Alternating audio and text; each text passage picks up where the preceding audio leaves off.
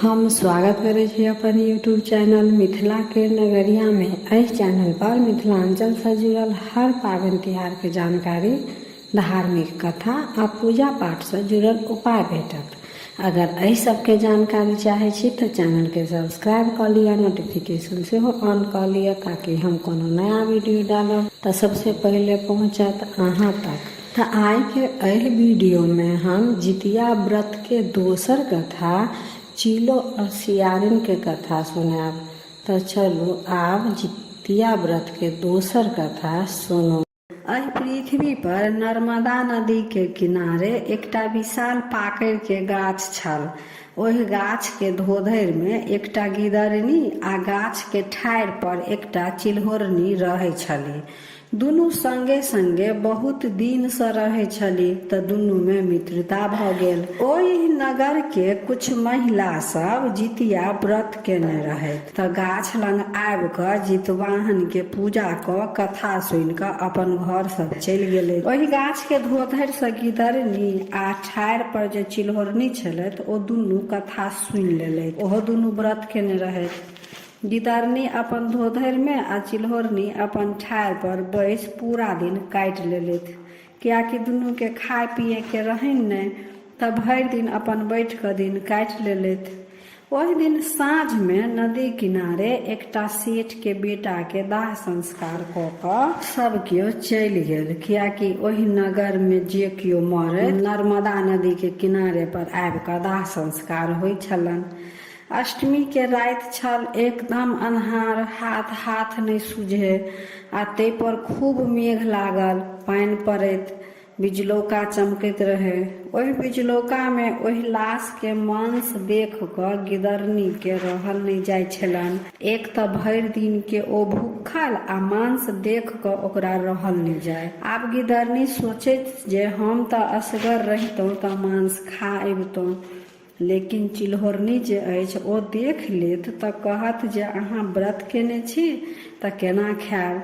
से नहि, हम हिनका सूतऽ दै छियनि, तब जाकऽ चुपचाप सब खायब। कनी राति जब बीतलनि तऽ गिदरनी चिल्होरनी से पूछै छथिन, सखी सुति रहलहुँ कि जगले छी? चिल्होरनी जवाब दै छनि, नहि हम जगले छी। गिदरनी चुप भऽ गेलथि। फेर कनी देर बाद पूछे छन, सखी सुति रहलहुँ कि जगले छी? चिल्होरनी फेर कहे छथिन, नहीं हम जगले छी। गिदरनी अहिना कनी कनी रहि कऽ 3-4 बेर पूछलखिन। चिल्होरनी सोचे अछि जे गिदरनी अतेक हमरा सुतै के पीछे किया पड़ल अछि, की बात अछि। आब जे गिदरनी पूछत तऽ हम सुतै के नाटक करब आ देखब जे ई की चाहै छथि। सएह भेलै। गिदरनी फेर चिल्होरनी से पूछे छथिन, सखी सुति रहलहुँ कि जगले छी? चिल्होरनी कोनो जवाब नहीं देलथि। गिदरनी 2-3 बेर पूछि लेलखिन, तैयो कोई जवाब नहीं भेटलनि हुनका। तऽ गिदरनी बुझलखिन जे आब चिल्होरनी सुति रहलथि। तब ओ अपन धोधरि में से निकलि कऽ नदी किनारे गेली। ओहि ठाम नदी में से अपन मुँह से पानि आनि कऽ चिता के आगि बुझौलथि आ ओहि में से मांस निकालि कऽ टुकड़ी टुकड़ी कऽ कऽ खूब भरि पेट खा लेलथि आ कुछ आनि कऽ अपन धोधरि में राखि लेलथि आ सुति रहलथि। ई सबटा चिल्होरनी जे छलथि ठाढ़ि पर बैठल सबटा कर्तव्य देख रहल छलथि चुपचाप। मुदा गिदरनी के कुछ कहलखिन ने, हुनका एको बेर टोकलथि नहीं। गिदरनी बुझलखिन जे हमरा तऽ कोई नहीं कुछ देखलक, से ई चिल्होरनी तऽ सुतल छथि। ओहो अपन धोधरि में आबि कऽ गिदरनी सुति रहल। जब भिनसर भेलै आ पारण के जखन बेर भेलै तऽ स्त्रीगण सब पारण कऽ कऽ चलि गेल। ओतऽ अक्षत औंकरी जे चढ़ेने छलै से सब ओतऽ पड़ल छलै हन गाछ लग। तऽ गिदरनी कहै छै अपन चिल्होरनी से, सखी सब स्त्रीगण सब पारण कऽ कऽ चलि गेलथि, चलू आब अपनो सब पारण कऽ लिअ। चिल्होरनी तऽ बड्ड तमसायल छलखिन, ई जे खा लेलक हन आ आब हमरा कहै अछि पारण करै लए। लेकिन तैयो चिल्होरनी गिदरनी सब कुछ नहीं कहै छथिन। ओ चुपचाप जाकऽ ओतऽ जे औंकरी आ अक्षत सब गिरल रहै, खीरा सब रहै, वएह सब लऽ कऽ अपन पारण कऽ लेलथि आ गिदरनियो अपन झूठ मूठ के ओहो पारण केलथि। वएह समय में कुंभ में मेला लागल छलै। दुनू कुंभ के मेला देखऽ गेल। ओतऽ गेल तऽ दुनू के संगे संगे अकस्मात मृत्यु भऽ गेलनि। लेकिन कुंभ में जे मृत्यु भेल छलनि ताहि के प्रताप से दुनू के जन्म एकटा ब्राह्मण के घर में भेलनि। दुनू जौआ बहिन भेलै। चिल्होरनी जे छलथि ओ पैघ बहिन भेलथि, हुनकर नाम शीलावती, आ गिदरनी छोट बहिन भेलथि, हुनकर नाम कर्पूरावती राखल गेल। दुनू बहिन संगे संगे पैघ भेली। आब ओ दुनू विवाह योग भऽ गेली। तऽ शीलावती के विवाह एकटा मंत्री सँ भेलनि आ कर्पूरावती के विवाह एकटा राजा सँ भेलनि। दुनू के सासुर एके नगर में छलनि। दुनू अपन अपन सासुर में रहऽ लगलथि। कुछ दिन बाद कर्पूरावती के गर्भ ठहरलनि आ बच्चा जन्म लेलकनि, लेकिन ओ बच्चा जीवित नहीं रहलनि, मरि गेलनि। अहिना कर्पूरावती के 7टा बेटा भेलनि आ 7 बेटा जन्म लेके मरि गेलनि। एहि बात से ओ बड़ दुखी छलथि। शीलावती के अपन बहिन के ई हाल देख कऽ हुनको बड़ कष्ट होइ छलनि, लेकिन ई तो विधाता के लिखल छलनि तऽ ओ की करती। शीलोवती के 7टा बेटा भेलनि, लेकिन ओ सब जीवित छलनि। से कर्पूरावती के एहि बात के बड़ कष्ट छलनि। ओ सोचै छलथि जे हमर सब बेटा मरि गेल आ एकर सबटा बेटा जिंदा अछि। एहि बात लऽ कऽ ओ अपन बहिन सँ खूब जरै छल। जखन जितिया व्रत एलै तऽ शीलावती आ कर्पूरावती दुनू व्रत रखलथि। शीलावती अपन व्रत के सब नियम कऽ जितवाहन के पूजा केलथि आ कर्पूरावती ओहि दिन खटवास धऽ लेलथि। सब दासी सब कहै छनि, रानी चलू जितवाहन के पूजा कऽ लिअ। ओ नहि कुछ बजती आ नहि ओ बिछौन पर सँ उठती। तऽ ई बात राजा लंग पहुँचल तऽ राजा अपन रानी लंग आबि कऽ कहै छनि जे की भेल, अहाँ किया एना उदास पड़ल छी, अहाँ जितवाहन के पूजा किया नहीं करै छी। राजा खूब कर्पूरावती के मनौलथि, तैयो कर्पूरावती अपन बिछौन सँ नहीं उठलखिन। राजा कहलखिन, अहाँ के की चाही से बाजब तब तऽ हम बुझब। तै पर कर्पूरावती कहै छथिन, अहाँ हमरा संगे सत्य करू जे हम अहाँ सँ जे कुछ मांगब से देब। राजा कहलखिन, ठीक अछि, हम अहाँ के वचन दै छी, अहाँ जे कहब से हम करब। कर्पूरावती कहै छथिन, तऽ हमर बहिन जे अछि शीलावती, ओकर 7 पुत्र के हमरा मूड़ी काटि कऽ आनि दिअ। राजा कहै छथिन, ओ तऽ अहीं के राज्य में बसल अछि। राजा रानी के बात सुनि कऽ कहै छथिन, पापिन केहन विचार अछि अहाँके। ओ अपन बहिन अछि, तकरा बारे में एहन विचार, केहन पापी छी अहाँ, ई विचार मोन सँ निकालि दिअ। कर्पूरावती कहै छथिन, राजा हमरा जे वचन देलहुँ से पूरा करू। राजा के केतनो समझौला पर कर्पूरावती नहीं मानलखिन। राजा तऽ आब सत्य केने रहथिन तऽ कहलखिन, ठीक अछि, आब तऽ हम अहाँ के वचन दऽ देने छी, से तऽ हम करबे करब। ठीक अछि, अहाँ अपन पूजा के पाठ करू, हम चंडाल के भेज कऽ अहाँ बहिन के बेटा के 7 के गर्दन काटि कऽ आनि देब। आब उठू, जितवाहन के पूजा करू ग। राजा के बात सुनि उठलथि। तब राजा चंडाल के भेज शीलावती के 7 बेटा के गर्दन कटवा कऽ आनि देलखिन। कर्पूरावती 7 बहिन बेटा के मूड़ी देख कऽ बड़ प्रसन्न भेल। ओ 7 मूड़ी के पीयर कपड़ा में बान्हि कऽ 7टा डाला में धऽ कऽ शीलावती के 7 पुतोह के दासी द्वारा पठा देलक। आ कर्पूरावती दासी के सिखा देलक जे पूछत एहि में की अछि तऽ कहब 7 पुतोह के पारण करे के लेल मौसी भेजेलथि हैया। दासी शीलावती के एतऽ आबि सब डाला पहुँचा देलकन आ शीलावती के कहै छन पुतोह सबके पारण करे के लेल रानी भेजलथि है। शीलावती के 7 पुतोह बड़ खुश होइ छथि जे मौसी पारण करे के लेल डाला में कुछ भेजलथि है। सब पुतोह अपन कपड़ा उघारि उघारि कऽ देखै छथि तऽ सब डाला में तारक फल अछि। ओ सब मूड़ी तारक फल बनि गेल छल। शीलावती जे नियम पूर्वक जितिया केने रहथि तही के फलस्वरूप हुनकर बेटा के गर्दन कटवा देने रहन, तैयो ओ जीवित भ गेलथि आ ओ गर्दन सब तारक फल बनि गेल रहन। शिलावती के सातो पुतोह नहा सोना खुशी खुशी पारण केलथि आ एनी कर्पूरावती कान देने रहथिन जे हुनकर पुतोह के कन्ना रोहट कखन सुनब। ओ बुझलखिन जे हम तऽ गर्दन कटवा देलहुँ, सब मरि गेल हैत, आ ओ डाला में सबके गर्दन भेजलखिन से देख कऽ सब कानत।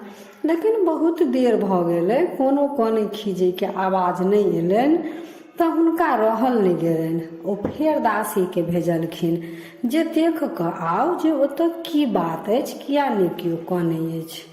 शिलावती के ओतऽ फेर दासी गेलथि। ओ देखलखिन जे हुनकर सातो बेटा सब जीवित छथि, सब पुतोह बड़ नीक हंसै बजै अछि। शिलावती सेहो अपन बेटा पुतोह के संगे संगे खूब खुश छथि। दासी आबि कऽ सबटा वृतांत कर्पूरावती के सुनेलखिन। कर्पूरावती बड़ दुष्ट रहे, पिछला जन्म में गिदरनी रहथि तऽ ओ पापी छलथि। कर्पूरावती के फेर खटवास लऽ लेलखिन। राजा एलखिन आ पूछलखिन जे आब की भेल। ते पर कर्पूरावती कहै छथिन, राजा अहाँ तऽ हमरा संगे छल केलहुँ, अहाँ ओकर सातो बेटा के मूड़ी कटवा देलहुँ तऽ ओ फेर जीवित केना भऽ गेल। तऽ एहि पर राजा कहै छथि, रानी सबके मूड़ी कटा कऽ हम तऽ अहाँ सामने में देलहुँ, फेर एहिमे हम कोना छल कोनो करब। रानी कहै छथिन, ओकर सातो बेटा फेर जीवित केना अछि। ताहि पर राजा कहै छथिन, कर्पूरावती अहाँके जे बहिन अछि ओ बड़ पूजा पाठ दान पुण्य करै छथि, ओ धर्मागत छथि आ जितिया व्रत केने रहथि। ओहि व्रत के प्रभाव सँ हुनकर सातो बेटा जीवित छनि। ओ पूर्व जन्म में जरूर कोनो नीक कर्तव्य केने हेतथि जे मरल पुत्र हुनकर जीवित भऽ गेलनि। अहाँ कोनो एहन पाप केने हैब जे अहाँके तऽ 7टा पुत्र भेल परंतु एकोटा नहि अछि। कर्पूरावती शांत भेलथि। एहिना दिन कटैत गेलनि। फेर आगा साल जितिया व्रत लागल। दुनू बहिन व्रत के रखलथि।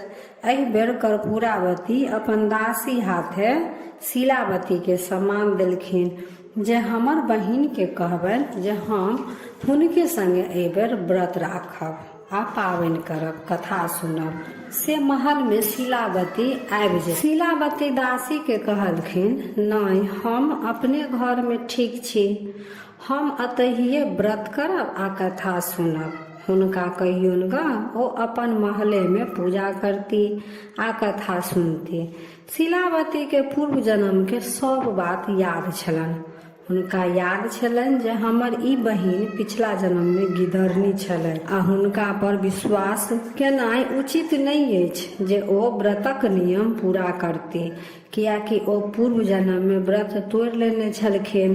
तऽ शिलावती के कर्पूरावती पर विश्वास नहीं छलनि आ ओ सोचै छलखिन जे कहीं हमरो व्रत ओकरा संगे करे में खंडित नहीं भऽ जायत। ताहिसँ ओ कर्पूरावती के संग व्रत नहीं करऽ चाहै छलथि। कर्पूरावती बड़ जिद्दी छलथि।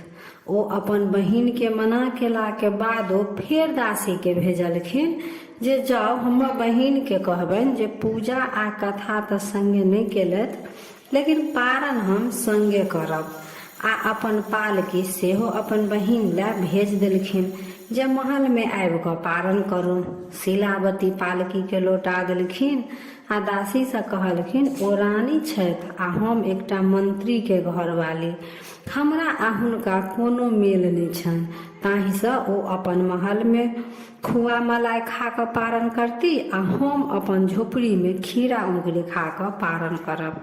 दासी सबटा बात कर्पूरावती के कह गेलनि, लेकिन ओहो जिद्दी छलथि। ओ अपने शिलावती लग आबि गेलथि।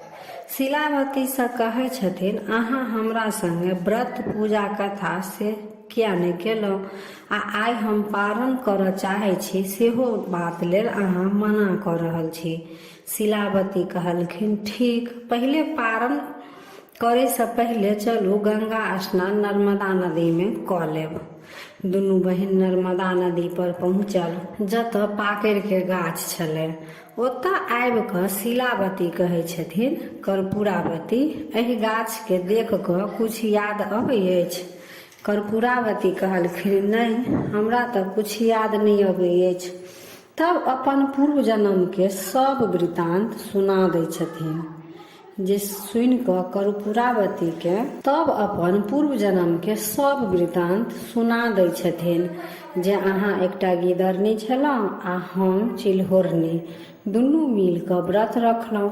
हम तऽ व्रत के पूरा नियम निष्ठा सँ केलहुँ आ अहाँ राति में एकटा सेठक बेटा के मांस खा कऽ व्रत के खंडित कऽ लेलहुँ, ताहिसँ अहाँके ई दुर्दशा अछि। ई सब बात सुनि कऽ कर्पूरावती के अतेक दुख होइ छनि जे ओ ओतहिए अपन प्राण त्याग दै छथिन।